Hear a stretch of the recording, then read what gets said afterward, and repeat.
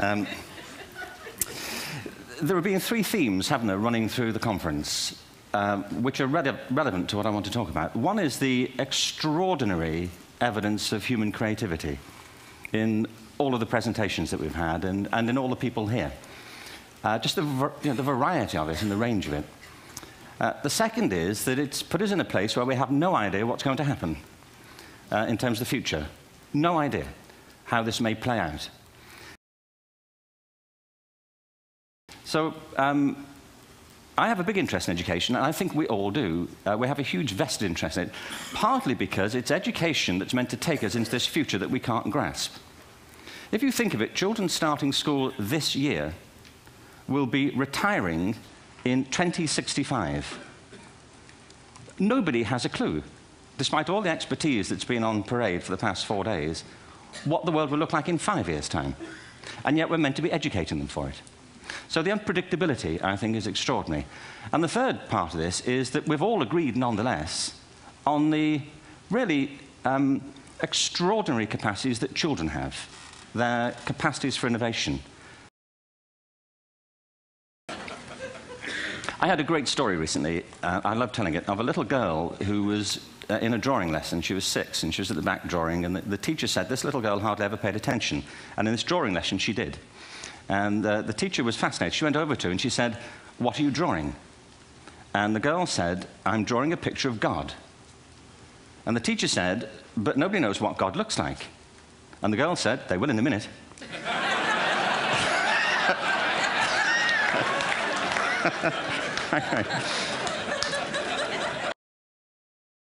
He didn't have to speak, but do you know the bit where the three kings come in?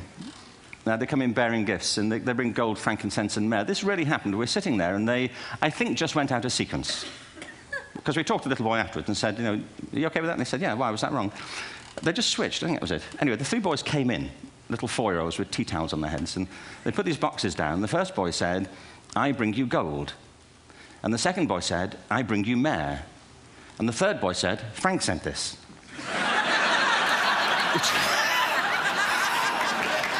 That was great.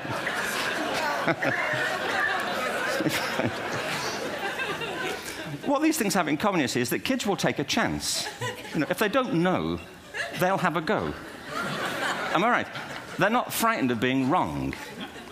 Now, I don't mean to say that being wrong is the same thing as being creative. What we do know is, if you're not prepared to be wrong, you'll never come up with anything original. If you're not prepared to be wrong. And by the time they get to be adults, most kids have lost that capacity. They have become frightened of being wrong. And we run our companies this, by the way. We stigmatize mistakes. And we're now running national education systems where mistakes are the worst thing you can make.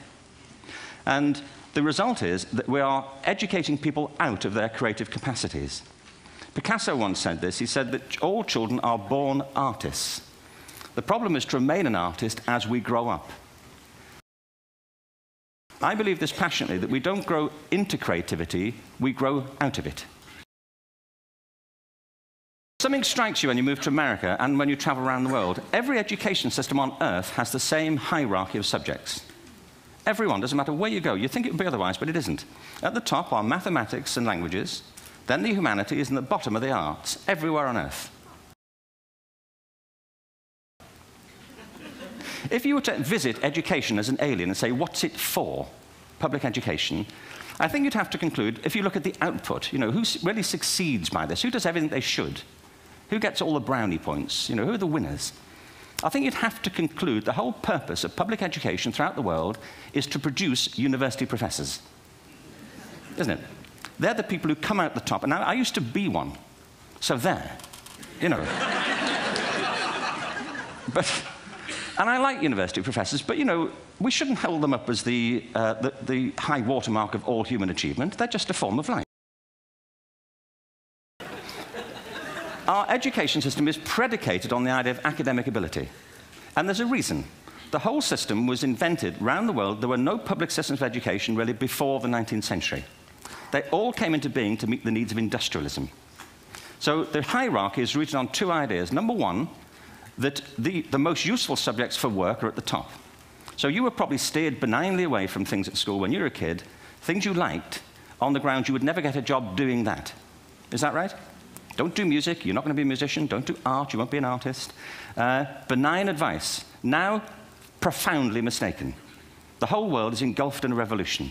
And the second is academic ability, which has really come to dominate our view of intelligence because the universities designed the system in their image. If you think of it, the whole system of public education around the world is a protracted process of university entrance. And the consequence is that many highly talented, brilliant, creative people think they're not, because the thing they were good at school wasn't valued or was actually stigmatized. And I think we can't afford to go on that way. Suddenly, degrees aren't worth anything. Isn't that true? When I was a student, if you had a degree, you had a job. If you didn't have a job, it's because you didn't want one. And I didn't want one, frankly. So, but now, kids with degrees are often heading home to carry on playing video games, because you need an MA, where the previous job required a BA, and now you need a PhD for the other. It's a process of academic inflation, and it indicates the whole structure of education is shifting beneath our feet. We know three things about intelligence. One, it's diverse. We think about the world in all the ways that we experience it. We think visually, we think in sound, we think kinesthetically, we think in abstract terms, we think in movement. Secondly, intelligence is dynamic. If you look at the interactions of a human brain, as we heard yesterday from a number of presentations, intelligence is wonderfully interactive. The brain isn't divided into compartments. In fact, creativity, which I define as the process of having original ideas that have value, more often than not, comes about through the interaction of different disciplinary ways of seeing things. And the third thing about intelligence is it's distinct. I'm doing a new book at the moment called Epiphany, which is based on a series of interviews with people about how they discovered their talent. I'm fascinated by how people got to be there. It's really prompted by a conversation I had with a wonderful woman who most people have never heard of. She's called Gillian Lynn. Have you heard of her? Some have. She's a choreographer, and everybody knows her work. She did Cats and Phantom of the Opera. She's wonderful. I used to be on the board of the Royal Ballet in England, as you can see. And anyway, Gillian and I had lunch one day. I said, how'd you get to be a dancer? And she said it was interesting. When she was at school, she was really hopeless. And the school in the 30s wrote to her parents and said, we think Gillian has a learning disorder. She couldn't concentrate, she was fidgeting. I think now they'd say she had ADHD. Wouldn't you? But this was the 1930s, and ADHD hadn't been invented, at this point, so it wasn't an available condition. People weren't aware they could have that.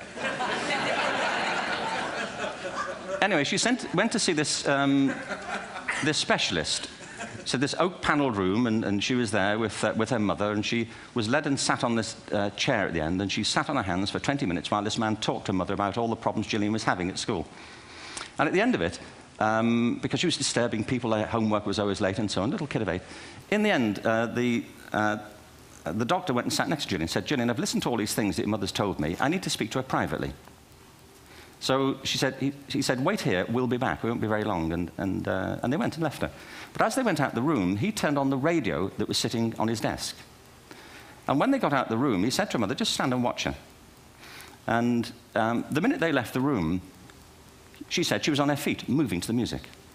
And they watched for a few minutes, and he turned to her mother, and he said, Mrs. Lynn, Gillian isn't sick. She's a dancer. Take her to a dance school. I said, what happened? He said, she did. I can't tell you how wonderful it was. We walked in this room, and it was full of people like me. People who couldn't sit still. People who had to move to think. Who had to move to think. They did ballet, they did tap, they did jazz, they did modern, they did contemporary. She was eventually auditioned for the Royal Ballet School. She became a soloist. She had a wonderful career at the Royal Ballet. She eventually graduated from the Royal Ballet School, found her own company, the Gillian Dance Company, met Andrew Lloyd Webber. She's been responsible for some of the most successful musical theatre productions in history.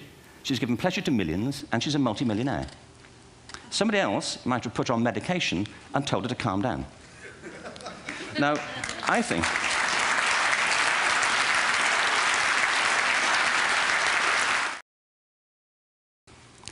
I believe our only hope for the future is to adopt a new conception of human ecology, one in which we start to reconstitute our conception of the richness of human capacity.